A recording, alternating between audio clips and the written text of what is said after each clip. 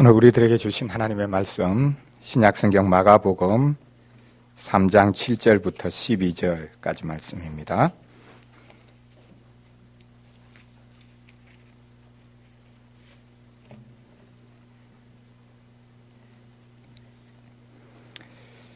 마가복음 3장 7절부터 12절까지 말씀입니다.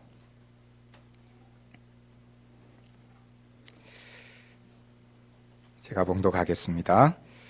예수께서 제자들과 함께 바다로 물러가시니 갈릴리에서 큰 무리가 따르며 유대와 예루살렘과 이두메와 요단강 건너편과 또 두로와 시돈 근처에서 많은 무리가 그가 하신 큰 일을 듣고 나아오는지라. 예수께서 무리가 애워싸 미는 것을 피하기 위하여 작은 배를 대기하도록 제자들에게 명하셨으니 이는 많은 사람을 고치셨으므로 병으로 고생하는 자들이 예수를 만지고자 하여 몰려왔음이더라. 더러운 귀신들도 어느 때든지 예수를 보면 그 앞에 엎드려 부르짖어 이르되 당신은 하나님의 아들이니이다 하니 예수께서 자기를 나타내지 말라고 많이 경고하시니라. 아멘.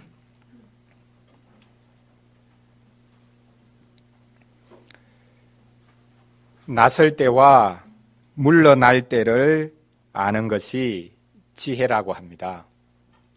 지금이 나설 때인지 그렇지 않고 숨죽이고 조용히 기다려야 할 때인지를 아는 것이 쉽지 않습니다. 지금 바로 물러나야 하는 것인지 욕을 듣더라도 고집스럽게 자리를 지키고 있어야 하는 것인지 아는 것이 쉽지 않습니다. 나설 때와 물러날 때를 안다는 것은 주위 상황에 대한 정보를 다 수집하고 난 다음에 냉철하게 판단하는 것에 달린 것이 아니라 거의 동물적인 감각을 요구하는 것인지도 모르겠습니다. 상황은 수시로 변하기 때문에 그 정보들을 다 모으고 판단하는 것이 쉽지 않기 때문입니다. 제대로 판단해서 좋은 결론이 난 것이 아니라 결국 결과가 모든 것을 정당화시켜주는 측면도 있습니다. 운이 따라 주어야 하는 것도 사실이고요. 그래서 사람들이 점집을 많이 찾습니다. 선거에 나가야 되는 것인지, 사업을 시작해도 되는지, 결혼해도 되는지 물어봅니다. 해도 되는 것인지 묻는 것은 하고 싶어서 묻는 것일까요? 아니면 물러날 빌미를 얻고 싶어서 그런 것일까요? 오늘 본문에도 물러나는 것이 나오고 있습니다. 예수님께서 계속해서 물러납니다. 예수님께서 지금까지 계속해서 나서서 말씀하시고 또한 병자도 고치시고 하셨는데 이제는 물러날 때라고 생각하신 것일까요? 예수님은 세 차례나 물러납니다. 아직은 물러날 때가 아닌 것 같은데 물러납니다. 공적인 사역을 시작하신 지 얼마 되지 않았는데 벌써 물러나는 것은 좀 이상합니다. 너무 무리하게 일을 많이 해서 휴가를 좀 가야 되겠다라는 생각이 아니라면 예수님이 왜 물러나신 것일까요? 예수님께서 물러나신 장소가 예수님이 물러나신 이유를 보여주고 있을까요? 예수님이 물러가신 세 가지 모습을 살펴보겠습니다. 첫째로 예수님은 바다로 물러나셨는데 이것을 살펴보겠습니다. 둘째로 작은 배로 물러나셨는데 이것을 살펴보겠습니다. 마지막 세 번째로는 예수님이 귀신들의 말로부터 물러나셨는데 이것을 살펴보겠습니다. 첫째로 예수님이 바다로 물러나십니다. 오늘 본문에 보니 예수님이 제자들과 함께 바다로 물러나셨다라고 말씀하고 있습니다. 예수님이 마을에 계시다가 이제 바다로 물러나신 것입니다. 여기서 말하는 바다는 갈릴리 바다를 가리킵니다. 사실 갈릴리 바다는 바다가 아니라 호수입니다. 팔레스틴 서쪽에 바다가 있습니다. 지중해입니다. 그런데 갈릴리는 내륙에 위치하고 있습니다. 바다가 아니라 호수입니다. 그런데 이스라엘 사람들은 이 갈릴리를 바다라고 종종 부르곤 했습니다. 이 갈릴리 호수, 갈릴리 바다가 이스라엘 사람들에게는 삶의 중요한 터전이었습니다. 예수님이 바로 이 갈릴리를 복음 전도의 중요한 장소로 삼으십니다. 예수님이 바로 그 바다로 물러나셨습니다. 여기서 물러났다라는 말은 위급한 상황, 위험한 상황과 연관되어 사용되는 단어입니다. 위험한 상황을 만나서 그 위험을 피해서 물러났다라는 것을 가리키곤 했던 단어입니다. 전쟁에 비유해 보자면 전황이 좋지 못해서 잠시 후퇴하는 것을 가리키기도 합니다. 전략적으로 후퇴하는 것을 가리킵니다. 그러면 예수님께서 지금 전략적으로 후퇴하고 계시는 것일까요? 예수님의 물러남은 오늘 본문 바로 앞 장면과 연관이 되어 있습니다. 바로 앞 장면에 보면 예수님께서 안식일에 행하신 일들을 기록하고 있습니다. 안식일에는 일하면 안 되는데 제자들은 밀밭 사이를 지나가면서 이삭을 잘라 먹습니다. 예수님은 회당에 들어가셔서 일하면 안 되는데 손 마른 사람을 고쳐 주십니다. 제자들도 예수님도 한결같이 안식일을 어기려고 하는 것처럼 보입니다. 이것을 본 바리새인들이 발끈해서 나가서 논의하기 시작합니다. 예수님을 죽여야 되겠다. 저 예수를 죽여야 되겠다라고 논의하기 시작합니다.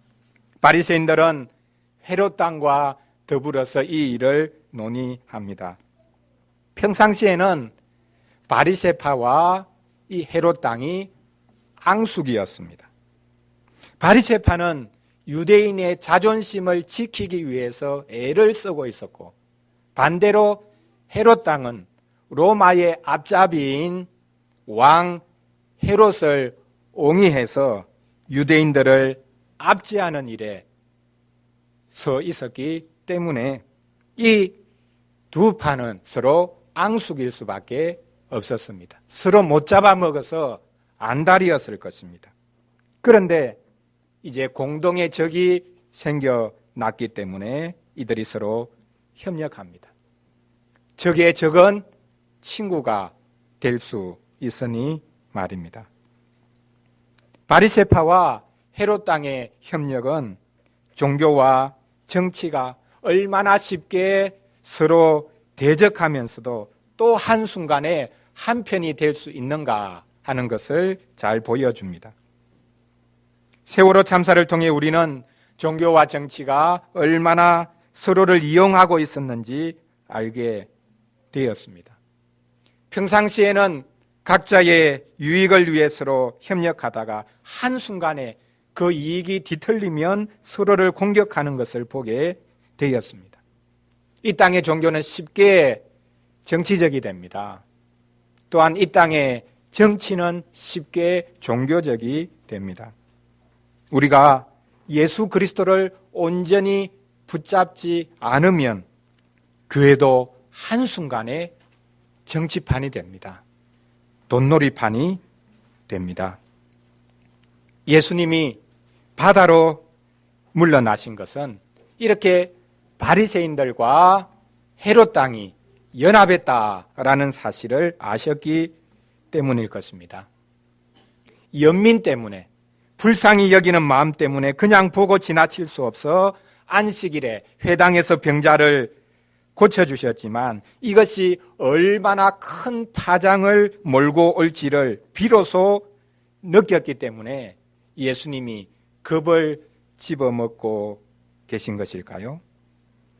예수님은 후퇴한 것 정도가 아니라 이제는 도망을 쳐버린 것일까요? 예수님이 위협을 느껴 도망쳐 버렸다, 그렇게 생각하면 되겠습니까? 지금 바리새인들이 헤롯 왕과 더불어서 예수님을 죽이고자 계획을 했다고 하는데 이것을 곧 실행하고자 한 것은 아닙니다. 이들은 지금 장기적인 계획을 세우고 있습니다. 그렇다면 예수님이 이것을 모르지 않으셨을 텐데 지레 급을 집어먹고 도망을 쳤다라고 해석할 필요는 없을 것입니다. 꽁무니를 빼고 도망을 쳐버린 것이 아닙니다. 예수님은 지금 다른 목적이 있기 때문에 어딘가로 물러나셨습니다. 예수님이 물러난 장소, 그것이야말로 예수님의 물러남이 무엇을 위한 것인지 잘 보여줄 것입니다. 어디입니까? 예수님은 바다로 물러나셨습니다. 예수님은 사람들로부터 도피하기 위함이 아니라 더 많은 사람들을 만나려고 물러나셨습니다. 오늘 본문 7절과 8절을 보십시오. 예수님이 바다로 물러나시자 수많은 무리들이 예수님께로 나옵니다. 마치 예수님이 그 바다로 오실 줄 안 것처럼 그곳으로 몰려듭니다. 그렇습니다. 예수님은 사람들의 시선과 관심으로부터 벗어나기 위해서 바다로 가신 것이 아닙니다. 예수님은 새로운 무리들을 찾기 위해서 바다로 가셨습니다. 예수님이 바다로 물러나신 것은 단순히 역사적인 사실에 대한 언급이 아닙니다. 또한 예수님이 후퇴하신 것, 그리고 도망쳐 버린 것도 아닙니다. 예수님은 적극적으로 자기 백성을 찾으시기 위해 물러나셨습니다. 예수님이 바다로 물러나셨다고 하지만 사실 물러난 쪽은 바리새인들입니다. 그들은 예수님으로부터 물러나 버렸습니다. 그들은 예수님이 율법을 어기는 자라고 생각했습니다. 그들은 진리를 구하는 마음으로 예수님께 묻지 않았습니다. 예수님께 따지려면 제대로 따져야 했었는데 그것을 하지 않고 오히려 물러나 버린 것입니다. 그들은 하나님의 율법이 사람을 살리기 위해 있다라는 것을 알지 못했습니다. 그래서 그들은 안식일이 가리키는 진정한 안식을 사모하는 마음이 없었습니다. 안식일에 일하지 않기만 하면 된다, 그 정도로 생각했습니다. 그래서 예수님이 일하시는 것 같으니까 왜 일하냐, 안식일을 범했다, 이렇게 판단하고 생각하고 있습니다. 안식일에 전혀 안식일답지 못한, 안식이 없는 손마른 사람이 있는 것에 대해서 그들은 어떤 안타까움도 느끼지 못했습니다. 그래서 참 안식을 소개하고 계시는, 참 안식을 주시는 예수님을 이들은 오히려 미워합니다. 이에 예수님이 물러나서 새로운 무리를 찾으십니다. 예수님은 고통 가운데 시달리기에 안식을 간절히 사모하는 이들, 그들을 찾아 나서신 것입니다. 이제 둘째로 예수님이 바다로 가셨다가 또 다시 물러나신 것, 작은 배로 물러나신 부분을 살펴보겠습니다. 예수님의 두 번째 물러남은 작은 배로 물러남입니다. 예수님이 갈릴리 바닷가로 물러나시자 수많은 무리들이 예수님을 따르기 시작합니다. 두 부류가 몰려옵니다. 첫째는 갈릴리에서 온 큰 무리입니다. 둘째로는 갈릴리 그 외의 지역에서 예수님에 대해서 소문을 듣고 몰려온 이들입니다. 갈릴리에서 온 큰 무리는 이미 예수님을 보았습니다. 예수님이 하시는 말씀을 들었고 예수님이 행하시는 일을 직접 목격한 이들입니다. 둘째로 갈릴리 바깥에서 온 큰 무리, 이들은 예수님을 직접 만나보지 못한 이들입니다. 소문만 듣고 예수님을 보기 위해서 이제 처음으로 오는 무리들이었습니다. 이들이 왔던 지역을 잘 살펴보면 성경 지도를 가지고 한번 살펴보십시오. 동서남북 사방에서 예수님께 몰려왔다라는 것을 확인해 볼 수 있습니다. 이들 두 부류가 예수님께 나온 것은 예수님이 하신 일을 들었기 때문입니다. 직접 보고 들었든지 그렇지 않으면 간접적으로 소문으로만 들었든지 예수님에 대해서 듣고 나온 것입니다. 오늘 본문에 보면 이들은 예수님이 큰 일을 행하신 것을 들었기 때문에 예수님께로 나아왔다라고 기록하고 있습니다. 여기서 말하는 큰 일은 하나님의 일을 가리킵니다. 예수님이 하나님의 일을 행하신다라는 것을 듣고 예수님께 나아왔습니다. 호기심이었을까요? 이들 유대인들은 하나님께서 보내신 메시아를 간절히 기다리고 있었습니다.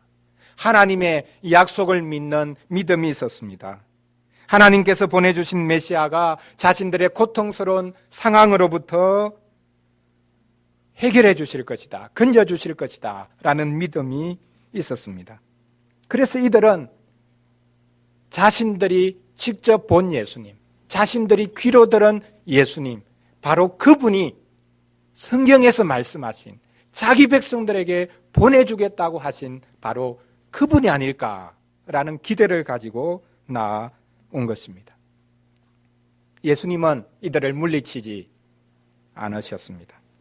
예수님은 병든 자들을 고치기 시작하셨습니다. 수많은 사람들, 특히 병으로 고생하는 수많은 사람들이 예수님을 만지려고 밀고 당기고 난리가 났습니다. 여기서 말하는 병든 자들, 병으로 고생하는 자들이 지금 예수님께 몰려들었다라고 말하고 있는데, 여기서 말하는 병은 단순한 병이 아니라 흥미롭게도 채찍질, 쏟아져 내림이라는 의미를 가지고 있는 단어입니다. 이 병이라는 단어는 첫째로 마가복음 5장에 등장하는 혈류증 앓은 여인의 경우처럼 무언가를 막 쏟아내는 것을 가리킵니다. 그 여인이 끊임없이 피를 쏟아내었듯이 온갖 고통을 쏟아내는 이들이 예수님께 나왔다는 뜻입니다. 둘째로 이 병이라는 단어는 사도행전과 히브리서에 기록되어 있듯이 하나님의 백성들이 채찍에 맞았다라고 할 때 바로 그 채찍에 맞음, 그것이 곧 이 병이라는 단어입니다. 예수님께 나온 이들은 마치 채찍에 맞아 몸에 선명한 자국이 새겨진 자들과 같았습니다. 이들은 단지 육체적인 질병에 걸린 것만이 아니라 온갖 상처와 고통으로 신음하고 있었습니다. 피를 철철 흘리고 있는 이들이 예수님께 나왔습니다. 채찍에 맞은 이들이, 그래서 온갖 상처를 가진 자들이 예수님께 나왔습니다. 예수님께서 이들을 꼭 품어주려고 하십니다. 문제는 이 병으로 고생하는 이들이 너무 한꺼번에 밀려들었기 때문에 압사할 지경이 되었다는 것입니다. 예수님은 제자들에게 급히 명해서 작은 배 하나를 빌리라고 하고는 그 배에 오르십니다. 이제 예수님은 무리들로부터 일정한 거리를 확보하게 되었습니다. 마침내 숨통이 트인 것입니다. 예수님께서 이렇게 무리들로부터 일정한 거리를 확보한 것은 무리들로부터 물러나 버리기 위함이 아닙니다. 무리들이 지긋지긋하다. 내가 가는 곳마다 따라오네. 도대체 내가 홀로 있는 곳이 어디 있을까? 그런 생각을 했다면, 그래서 무리들로부터 피해버리려고 하셨다면 예수님은 이 배를 타고 맞은편으로, 다른 편으로 도망을 쳐버리셨을 것입니다. 그런데 예수님은 바다에 배를 띄워놓은 채 무리를 바라보십니다. 예수님은 무리들에게 새롭게 다가가시기 위해서 배로 물러나셨습니다.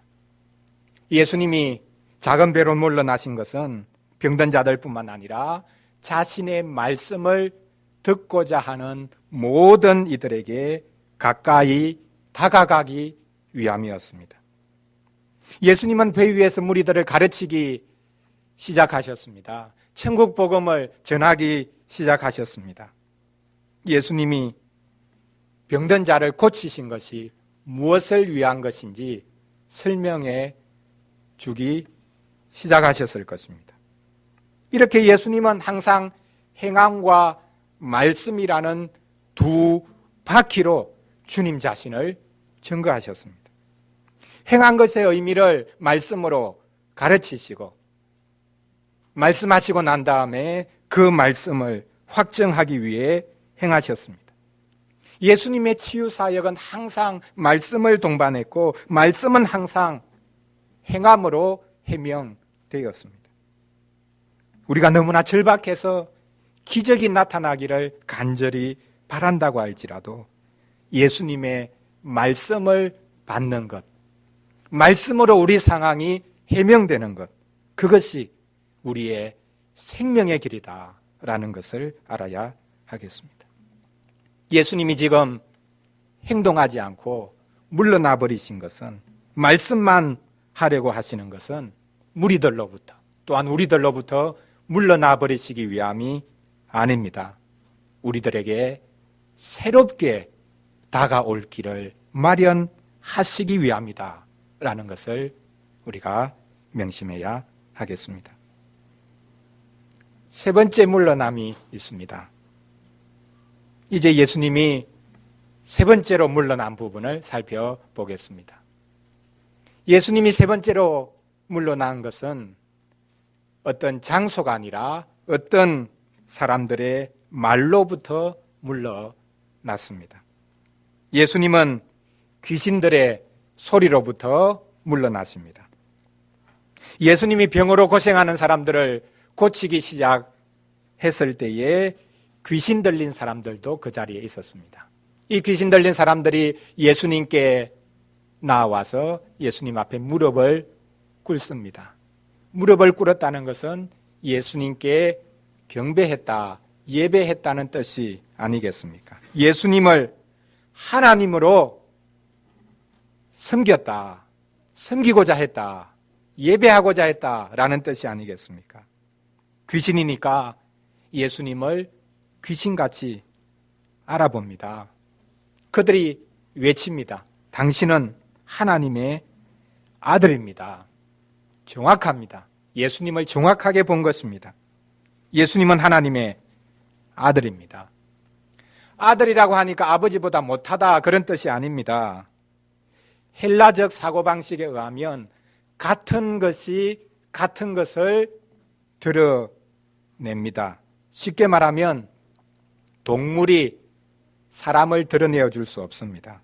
그것처럼 하나님을 나타내 보여줄 수 있는 분은 오직 하나님이십니다. 하나님을 나타내 보여줄 수 있는 분은 하나님밖에 없다. 그래서 하나님은 오직 하나님의 아들을 통해서만 나타납니다. 그래서 하나님의 아들은 곧 하나님과 같은 분, 하나님입니다. 그러므로 귀신들이 예수님을 향해서 당신은 하나님의 아들입니다 라고 말한 것은 당신은 하나님입니다, 하나님을 나타내주는 하나님과 같은 분입니다 라는 말이었다, 고백이었다라는 것입니다. 그런데 이상하게 예수님은 귀신들의 그 입을 막으십니다. 마가복음 1장에 보면 예수님이 이미 귀신들이 말하는 것을 허락하지 않으셨습니다. 오늘 본문에 보니 예수님이 다시 한 번 더 귀신들의 입을 막아버립니다. 예수님은 귀신들에게 엄하게 경고하십니다. 예수님 자신을 나타내지 말라고 말씀하십니다. 이것은 누가 시기 질투로 가득 찼을 전에도 그리스도만 전파된다면 나는 만족한다 라고 말했던 사도 바울의 태도와는 다른 것입니다. 예수님은 귀신들의 입을 막으셨습니다. 여기서 우리는 예수님의 놀라운 권위를 읽어볼 수 있습니다. 예수님은 자신이 드러나는 것에 대해서 아직까지 확신을 가지지 못하고 겁을 집어먹고 있는 것이 아닙니다. 물론 하나님의 아들이라는 발언은 금방 말씀드렸듯이 곧 하나님과 같은 분이다 라는 뜻이 되기 때문에 예수님을 죽이려고 하는 무리들에게는 좋은 빌미가 될 수밖에 없습니다. 예수님 자신이 직접 한 말이 아니라도 귀신들이 그 말을 했다 할지라도 큰 문제가 될 수 있습니다. 이것을 꼬투리로 잡아서 예수님을 죽이려고 달려들 수 있습니다. 이것을 두려워해서 예수님이 지금 그 입을, 귀신들의 입을 막으신 것이 아닙니다. 예수님은 하나님의 권세로, 두려움이 아니라 오히려 하나님의 권위로 귀신들의 입을 막으셨습니다. 귀신들의 발언이 자기 신상에 아무런 도움이 되지 않는다고 생각해서 그들의 입을 막으신 것이 아닙니다. 예수님은 귀신들의 입을 통해서 자신이 증거되기를 원치 않으셨습니다. 예수님을 누가 증거해야 되겠습니까? 아무리 부족하고 예수님에 대해서 아직 잘 알지 못한다 할지라도 그분의 백성의 입을 통해서 주님 자신이 증거되기를 원하셨을 것입니다. 거짓말쟁이가 참말을 하면 그 말이 참말입니까? 거짓말입니까? 아무리 거짓말쟁이라도 어떤 경우에는 참말을 할 수가 있을 것입니다. 그러나 귀신은 처음부터 거짓말쟁이입니다. 이것은 귀신이 절대 참말을 할 수 없다라는 뜻이 아닙니다. 귀신이 거짓말쟁이라는 것은, 마귀가 거짓말쟁이라는 것은 그 마귀와 귀신이 진리에 속하기 위해 말하지 않는다는 뜻입니다. 진실하신 하나님께 속하기 위해 말하지 않으니까 귀신의 말은 아무리 옳은 말이라 할지라도 그 말은 거짓말일 수밖에 없습니다. 참말과 거짓말이 나뉘는 것은 사실에 얼마나 부합하느냐의 문제가 아닙니다. 아무리 사실에 부합하는 말을 할지라도 그 사실을 위해, 그 진리를 위해 자신을 내어 던질 수 있느냐 하는 것이 중요합니다. 학자는 어떤 학문에 대해서 객관적으로 말만 하면 됩니다. 자기가 한 말에 대해서 책임을 질 이유, 그것을 위해서 자신을 헌신하지 않아도 됩니다.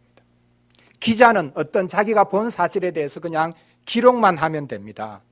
자기가 보았다고 해서 그 어려움에 처한 사람에 대해서 자기가 돈을 내고 그 사람을 도와주고 그렇게 할 이유가 없습니다.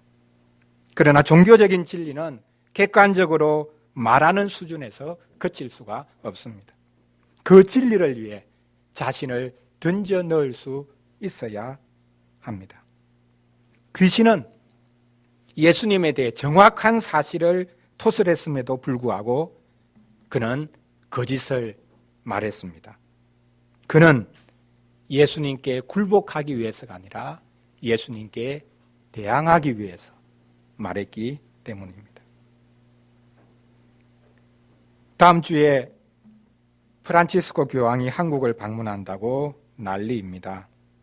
한국 천주교에서는 교황의 방문으로 아시아 국가 중에 최초로 한국을 방문하기 때문에 이 방문이 한국에서 천주교인들이 많이 생겨나게 될 기회, 새로운 복음화의 길이 열릴 것이다 라고 잔뜩 기대를 하고 있습니다.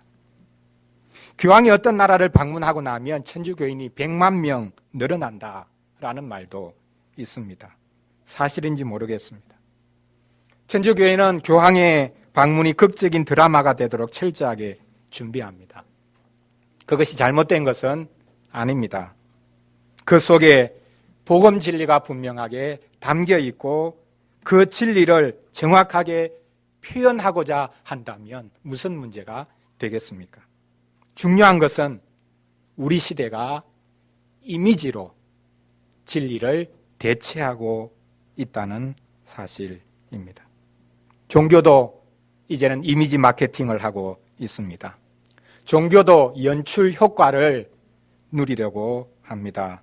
종교도 하나의 상품이 되어가고 있는 셈입니다. 우리는 복음 전파가 선전이나 연출에 의해 좌우되는 것이 아니라는 것을 알아야 할 것입니다. 복음 전파는 선전이 아닙니다. 광고도 아닙니다.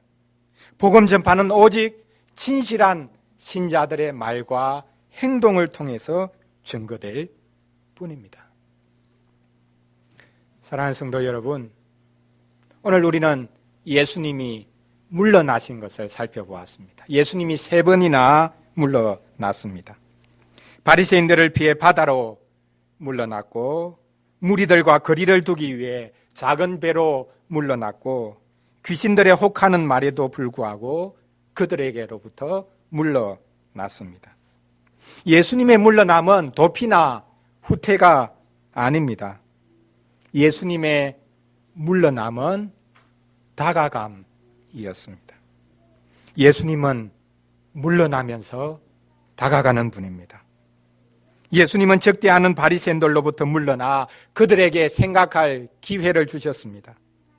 예수님은 몰려드는 무리들의 흥분을 진정시키시고 그들을 복음회로 이끄셨습니다. 예수님은 귀신들의 일방적인 외침을 막으시고는 그들의 교묘함을 억제하셨습니다. 예수님은 자신을 대적하는 무리들로부터 물러나시고 새로운 무리들을 주님 가까이로 모으셨습니다. 어떤 분은 이것을 영어로 리트릿과 리그루핑이라는 말로 표현하기도 합니다.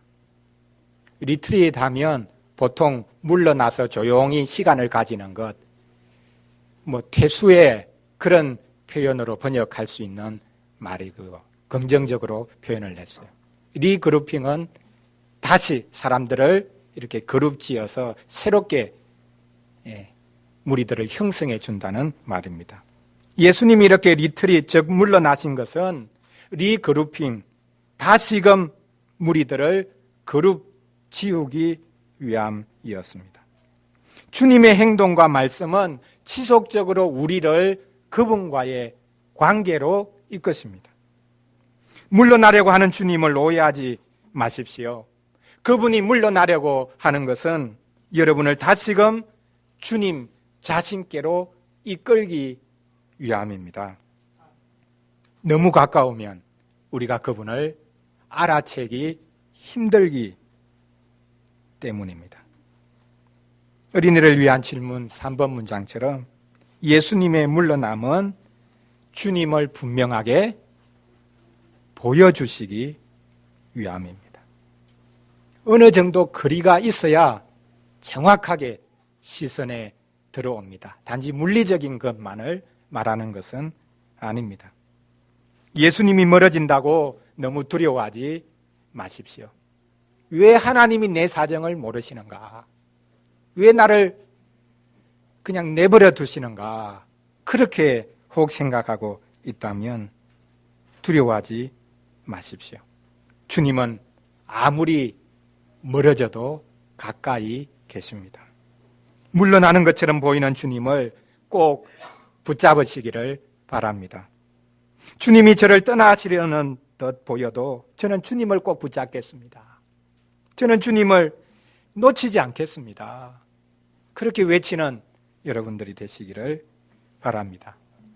오늘 우리가 참여하는 이 성찬의 상은 떠나신 주님이 성령으로 가까이 다가오셔서 베풀어 주시는 잔치상입니다.